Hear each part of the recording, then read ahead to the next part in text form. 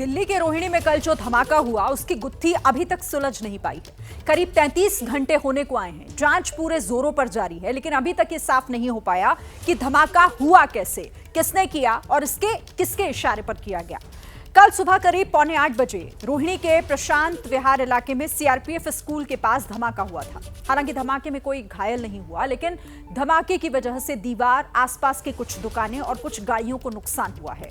त्योहारों के सीजन में दिल्ली में पहले ही आतंकी साजिश का खतरा मंडरा रहा था और इसी बीच धमाके ने सुरक्षा एजेंसियों की चिंता बढ़ा दी है। सब हाई अलर्ट पर हैं और हर एंगल से मामले की जांच हो रही है। मौके से मिली हर चीज की, हर सुराग की गहराई से तफ्तीश की जा रही है। मौके से सफेद रंग का पाउडर मिला था, सेल और तार के टुकड़े भी वहां से बरामद हुए। अब ये सब धमाके में इस्तेमाल हुए या फिर वहां पहले से पड़े थे, इन तमाम सवालों का जवाब फाइनल रिपोर्ट आने पर ही होगा। लेकिन इसी बीच सूत्रों के मुताबिक सफेद पाउडर की गुत्थी सुलझती हुई नजर आ रही है। बड़ी खबर इसी से जुड़ी हुई, दिल्ली धमाके की जांच में बड़ा खुलासा हुआ है। सफेद पाउडर में 3 केमिकल मिक्स थे। एफएसएल के सूत्र ये जानकारी दे रहे हैं।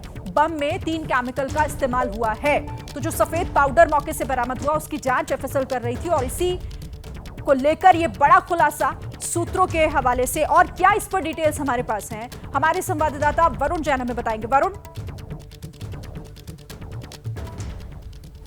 देखिए, बिल्कुल सूत्र इस बात की जानकारी दे रहे हैं कि जिस केमिकल का इस्तेमाल इस विस्फोटक के लिए किया गया था उसमें हाइड्रोजन पेरोक्साइड, नाइट्रेट और बोरेट का इस्तेमाल किया गया था। यानी कि कहीं ना कहीं वो शख्स इस बात को अच्छे से जानता था, उसको पूरी ट्रेनिंग दी गई थी कि कैसे इन केमिकल्स का इस्तेमाल कर कर इनकी मिक्सिंग किस तरीके से की जाए कि इतना बड़ा धमाका किया जा सकता हो। अब आगे कड़ियों को जोड़ने में जुटी है कि ये जो सस्पेक्ट भी यहाँ पर जो सीसीटीवी के अंदर नजर आए हैं वो कहाँ से यहाँ पर आए थे और उनका मकसद क्या था, क्योंकि कोई खास लीड अभी तक एजेंसीज के हाथ नहीं लगी है कि जिन्होंने इस धमाके को अंजाम दिया उनका मकसद क्या था। 3 अलग अलग एंगल है जिन पर जो एजेंसीज जांच कर रही है, जिसमें पहला एंगल नक्सलाइट का है, क्योंकि सीआरपीएफ का स्कूल था। नक्सलाइट ने हाल ही में कई बड़े ऑपरेशन किए थे, इसलिए इस एंगल पर भी जांच चल रही है। त्योहारों का मौसम है, भीड़ भाड़ वाले इलाके हैं, कई थ्रेड से पाकिस्तान की तरफ से कई साजिशें रची जा रही है और कई स्पेसिफिक इनपुट भी मिले थे। उस एंगल पर भी जो एजेंसीज है काम कर रही है। तो कहीं ना कहीं जो जांच है वो अब इस दिशा पर पहुंच रही है कि इस तरह का जो केमिकल है, जो हाइड्रोजन पेरोक्साइड और जो नाइट्रेट जैसे केमिकल है, वो कौन से संगठन है इसका इस्तेमाल करते हैं, उसको ध्यान में रखते हुए जो आगे इन्वेस्टिगेशन है वो बढ़ रही है। सीसीटीवी फुटेज से जो सस्पेक्ट है उनकी जो मूवमेंट है वो कहां से आए थे, किस तरफ गए थे, उनको ट्रैक किया जा रहा है। आपको बता दूं जो आसपास का इलाका है भीड़ भाड़ वाला इलाका है, यहां से करीब 500 से ज्यादा जो सीसीटीवी कैमरे हैं उनकी फुटेज को कलेक्ट किया है, जिससे कि जो सस्पेक्ट है उसकी मूवमेंट का पता लगाकर ये पता लगाया जा सके कि वो किस तरफ से आए थे और कहां गए थे, जिससे कि उन सस्पेक्ट तक पहुंचा जा सके और उसके बाद ही आगे कड़ियां जुड़ पाएगी कि किस तरीके से इस पूरी साजिश को अंजाम दिया गया और इसके पीछे असली मकसद क्या था। जी, लेकिन वरुण, अभी देखिए 3 अलग अलग चीजें, एंगल्स जो हैं वो सामने निकल कर आ रहे हैं, पर अभी तक कुछ ठोस कहा जाए तो हाथ नहीं लगाए। लेकिन जिस एक टेलीग्राम चैनल से दावे अलग अलग किए गए, जो एक सीसीटीवी फुटेज जो जारी हुआ था, उसे लेकर के आपके पास कोई जानकारी है? मैं इस जानकारी के लिए आपके पास आऊंगी, लेकिन उसी बीच एक बड़ी खबर भी है। दिल्ली में कल हुए ब्लास्ट से जुड़ी हुई एक बड़ी जानकारी। खबर यह है कि पुलिस ने उस शख्स से भी पूछताछ की है जिसने कल पुलिस कंट्रोल रूम में फोन करके धमाका होने की खबर दी थी। इस बीच एबीपी न्यूज के पास उस पीसीआर कॉल की रिकॉर्डिंग मौजूद है। आपको सुनवाते हैं कि पुलिस को कैसे धमाके की सूचना मिली, फोन करने वाले ने क्या क्या पुलिस को बताया। ये रोहिणी सीआरपीएफ स्कूल के सामने बड़ा जबरदस्त धमाका हुआ। अभी रोहिणी प्रशांत विहार, कौन सी स्कूल बता रहे थे? सीआरपीएफ स्कूल के सामने मैंने वीडियो भेज दिया 100 नंबर पे अपने, और जल्दी। सीआरपीएफ स्कूल के पास सर किस चीज का धमाका हुआ है?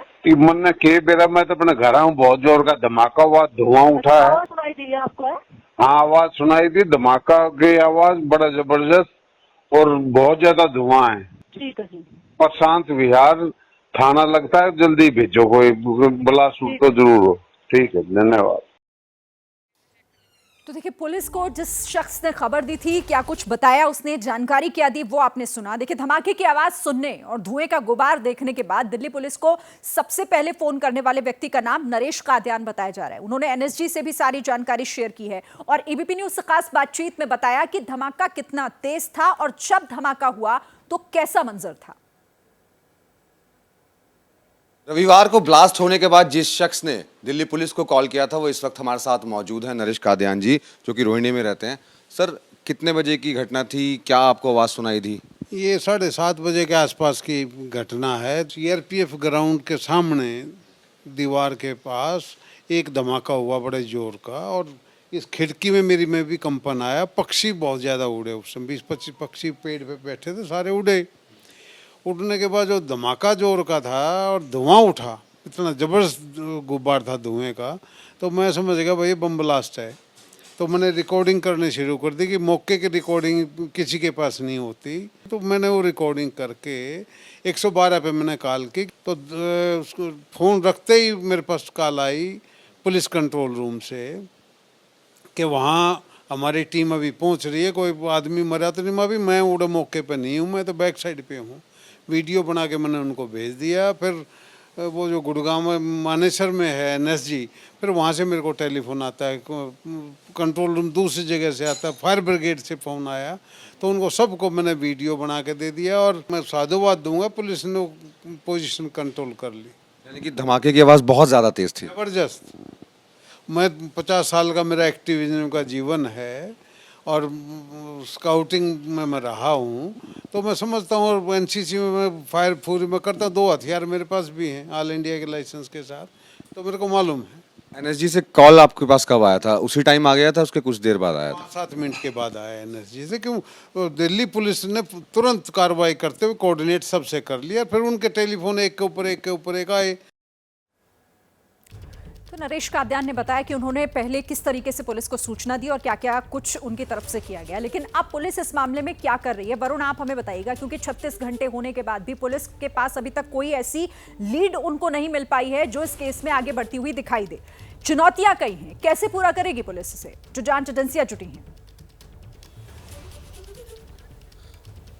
देखिए, बिल्कुल जैसा मैंने बताया कि सबसे अहम हो जाते हैं वो सस्पेक्ट जो कि वारदात की जगह पर नज़र आ रहे हैं, उन तक पहुंचना, उनकी गिरफ्तारी होना वो बहुत अहम हो जाता है, क्योंकि उसी से ही कहीं ना कहीं लीड मिलेगी।